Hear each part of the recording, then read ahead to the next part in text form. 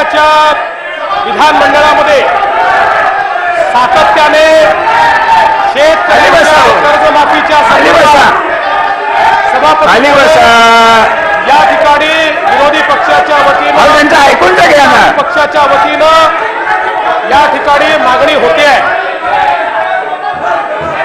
सभापती महोदय, आता हे जे वर्तन आहे त्यातनं एक गोष्ट स्पष्ट होते की सभापती महोदय या ठिकाणी केवळ राजकारण करायचं आहे। आम्ही शेतकऱ्यांवर बोलायला उभं राहिलो, ते यांना ऐकून घ्यायचं नाही, केवळ राजकारण करायचं आहे। अरे मग माझा तुम्हाला सवाल आहे, हे थकीत शेतकरी कधीचे आहेत? 2012चे आहेत, 2013चे आहेत, त्यावेळेचे थकीत शेतकरी आहेत, तुमच्या कार्यकाळात थकीत शेतकरी आहेत। पण अध्यक्ष महोदय, मला राजकारण बोलायचं नाही या ठिकाणी। खऱ्या अर्थानं या महाराष्ट्रातल्या 1,34,00,000 शेतकऱ्यांपैकी 31 लाख शेतकरी असे आहेत की ज्यांचं कर्ज हे मुदतबाह्य झालेलं आहे। ते कर्ज मुदतबाह्य झाल्यामुळे या शेतकऱ्यांना नव्याने कर्ज मिळू शकत नाही। त्यांच्या 7-12वरचा बोजा कमी करावा लागेल, त्या संदर्भातली योजना करावी लागेल। त्याचवेळी या शेतकऱ्यांना सभापती महोदय खऱ्या अर्थानं कर्ज मिळेल। सभापती महोदय, याकरता खऱ्या अर्थानं राज्य सरकारच्या वतीनं आम्ही सकारात्मक भूमिका मांडली। आम्ही सांगितलं 30,500 कोटी रुपये या ठिकाणी राज्य सरकारच्या आर्थिक परिस्थितीचा जर विचार केला तर अध्यक्ष महोदय, एकीकडे आपल्याला शेतकऱ्यांकरता गुंतवणूक केली पाहिजे आणि दुसरीकडे अध्यक्ष महोदय त्यांना क्रेडिट सिस्टीम मध्ये परत आणलं पाहिजे। 2 वर्ष शेती क्षेत्रामध्ये राज्य सरकारने गुंतवणूक केल्यानंतर सभापती महोदय या ठिकाणी आपल्या लक्षात आलं असेल की राज्याचा कृषी विकासाचा दर हा अध्यक्ष महोदय अभूतपूर्व वाढलेला आपल्याला दिसतोय। पण केवळ दर वाढून आम्ही समाधानी नाही आहोत, पण त्यातनं एक गोष्ट अधोरेखित झाली आहे की ज्यावेळी तुम्ही गुंतवणूक करता त्यावेळी शेतीच्या क्षेत्रामध्ये सुधार होतो। सभापती महोदय, एकीकडे या 31 लाख शेतकऱ्यांचा बोजा जसा कमी केला पाहिजे, त्यासोबत अध्यक्ष महोदय जे 70% शेतकरी नियमित कर्ज भरतायत, जे पूर्णपणे दरवर्षी कर्ज भरतायत, त्यांचाही विचार हा राज्य सरकारला करावा लागेल। आणि जर आपण गुंतवणूक थांबवली तर या शेतकऱ्यांवर देखील एक मोठा अन्याय होईल। आणि म्हणून सभापती महोदय, यातनं मार्ग काढण्याकरता खऱ्या अर्थानं राज्य सरकारनं सभापती महोदय निर्णय केला आणि आम्ही केंद्र सरकारकडे जाऊन त्या ठिकाणी उच्चस्तरीय अशा प्रकारचं शिष्टमंडळ घेऊन गेलो। त्या ठिकाणी केंद्रीय अर्थमंत्र्यांची चर्चा केली, त्या ठिकाणी केंद्रीय कृषी मंत्र्यांची चर्चा केली।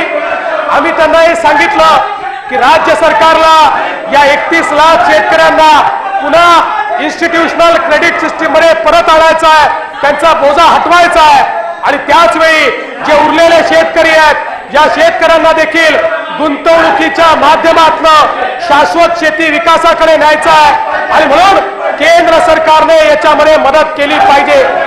आणि मला या ठिकाणी सांगताना आनंद वाटतो, केंद्र सरकारने या बाबतीत सकारात्मकता दाखवली।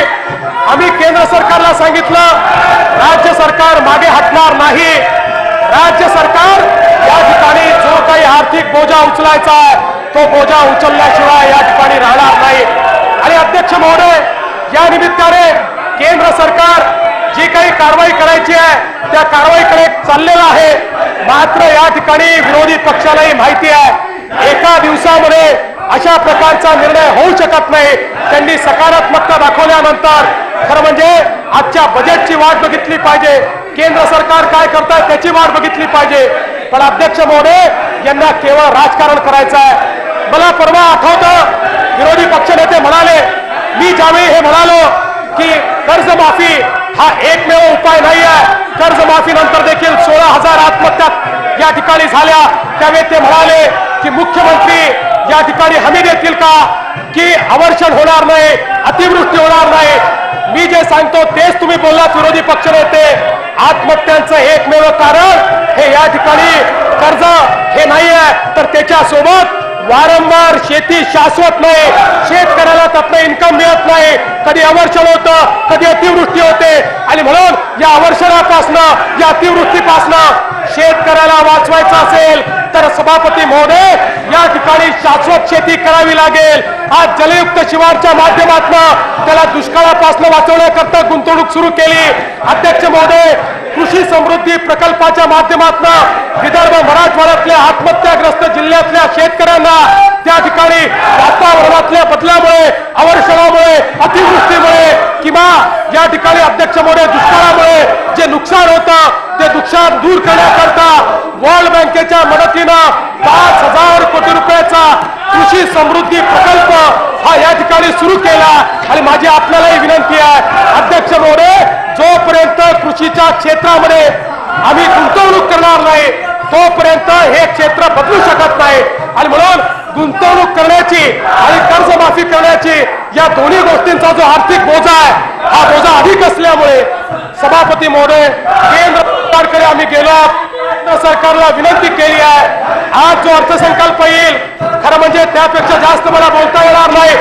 अर्थसंकल्प मांडला जातोय त्यातली प्रिव्हिलेजेस आहेत, पण मला हा विश्वास आहे की आमचे जे अर्थमंत्री आहेत ते शेतकऱ्यांकरताच या ठिकाणी अर्थसंकल्प तयार करतील आणि मोठ्या प्रमाणात शेतकऱ्यांकरताच तरतुदी त्याच्यामध्ये असतील हा विश्वास मला वाटतो। सभापती महोदय, खऱ्या अर्थानं या शेतकऱ्याला या ठिकाणी जे कर्जबाजारी व्हावं लागलं 2008 साली 2009 साली कर्जमाफी झाल्यानंतर 16,000 शेतकऱ्यांच्या आत्महत्या झाल्या।